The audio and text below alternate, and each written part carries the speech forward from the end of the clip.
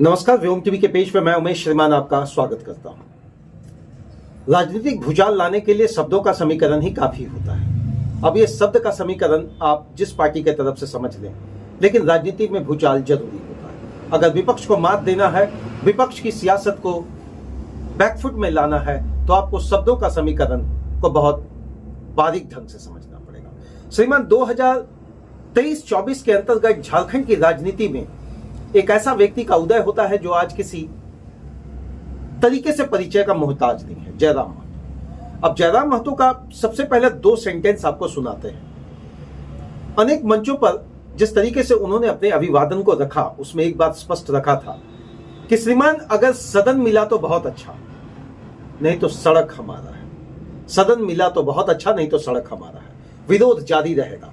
अब विरोध वो किसका करना चाह रहे थे? विरोध करना चाह रहे थे 24 वर्ष के अंतर्गत जो राजनीतिक पखवाड़ा यहां बनाया गया, 24 वर्ष के अंतर्गत जो राजनीतिक समीकरण दर्शाया गया, 24 वर्ष के अंतर्गत जो राजनीतिक चुनावी घोषणे रखे गए, 24 वर्ष के अंतर्गत वो सारी चीजों को लाकर रखा गया जिसका नाम था विकास। लेकिन जब झारखंड और झारखंडियत की बात जयराम महतो के जुबान से निकलकर युवा के कान तक पहुंचता है, हर झारखंडी के कान तक पहुंचता है, तो एक नया समीकरण आकर बोल उठता है, हर घर में जयराम। एक तरफ जहां 2023-24 के अंतर्गत झारखंड में जय श्री राम का नारा राजनीतिक स्तर पर श्रीमान खुले मंच पे कर रहे यूज किया जा रहा था, ऐसे में जयराम महतो का उदय एक नई सियासी पारी को खेलने के लिए मजबूर किया। अब विवादों के घेरों में रहने वाले कोई भी नेता तभी आगे बढ़ते हैं जब कहीं ना कहीं पक्ष और विपक्ष की उन पर नजर पड़ती है। पक्ष और विपक्ष की नजर इसलिए पड़ी क्योंकि उनका वो डायलॉग, वो स्टेटमेंट, वो कथन पूर्ण रूपेण आपके पास भी आया होगा कि अगर सदन मिला तो ठीक है, चाहे वो लोक सदन हो या विधानसभा का सदन हो। सदन मिल गया तो पारी बेहतर ढंग से खेल पाएंगे, अन्यथा विरोध तो होगा। विरोध होगा योजना का, विरोध होगा झारखंड और झारखंडियत के नाम पर जो यहां पर लंबे समय से पारी खेली जा रही है।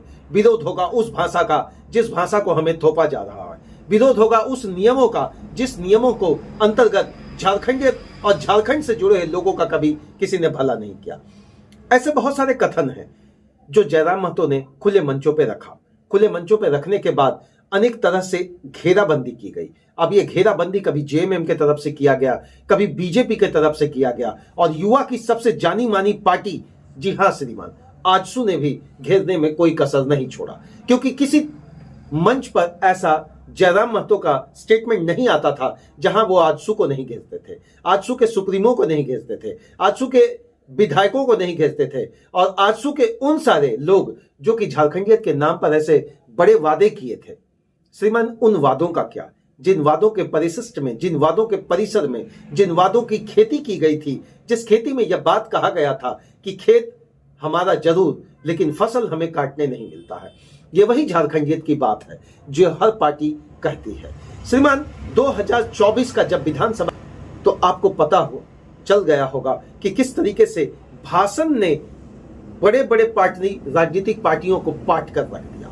यह पाट कर रख देना, यह कहें कि जब तक राजनीति में अंक गणित वोट के समीप नहीं पहुंचता, वो वोटर को जीतने का कोशिश नहीं करता, तब तक आप तब बहुत दूर रहते हैं। खुले मंचों पर विरोध, सड़क पर विरोध, फैक्ट्री के सामने विरोध, हक की राजनीति, अधिकार की राजनीति, और सबसे बड़ी जो बात रखी गई वह रखी गई कि आखिर पलायन क्यों, पलायन को आखिर क्यों नहीं रोका जाता।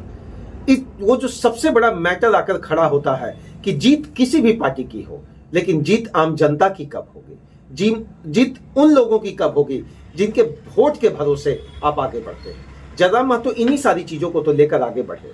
अब ऐसे में किरकिरी तो बनना था, आंख का किरकिरी वो बन चुके हैं, पार्टी की किरकिरी बन चुके हैं, क्योंकि हर पार्टियों को बैकफुट में लाने के लिए युवाओं का जो बड़ा समीकरण उन्होंने खड़ा किया, इसमें जो सबसे बड़ा बोलबाला है उनका वह यही है कि हर सुबह से शाम तक मैं कर्जदार हूं हर झारखंडी का, मेरा पल पल मैं कर्जदार हूं झारखंडी का, मेरा रोम रोम कर्जदार है हर झारखंडी का। ये जो शब्द है, मुझे लगता है झारखंडी को नजदीक लाने के लिए, झारखंडी के मर्म को समझने के लिए, झारखंडी के दर्द को समझने के लिए, झारखंडी के उस एहसास को समझने के लिए काफी था जिसमें यह बात कहा जाता था लंबे समय से कि हम लोग झारखंड और झारखंडियत के अंतर्गत फैक्ट्री लाएंगे, इंडस्ट्री लाएंगे, विकास लाएंगे, योजना लाएंगे। लेकिन श्रीमान, मैं ये नहीं कह रहा जो भी पार्टियां सत्ता में रही वो विकास नहीं की, विकास जरूर की, लेकिन विकास उस तरीके से नहीं हुआ जिसका नाम है ग्रामीण क्षेत्र। चलिए, क्या कुछ हुआ, कितना हुआ, अब तो ये 2024 के फ्लैशबैक में जाने का जरूरत नहीं है।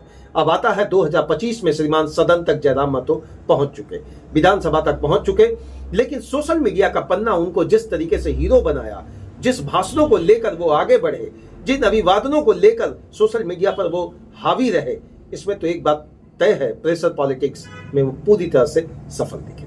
बहुत बहुत धन्यवाद श्रीमान जयराम महतो जी का वो अभिभाषण, वो अभिवादन की मैं भी पूरी तहे दिल से प्रशंसा करता हूं कि श्रीमान सदन मिले या ना मिले, सड़क तो अपना है, विरोध जारी रहेगा। बहुत बहुत धन्यवाद व्योम टीवी के तमाम व्यूअर्स को।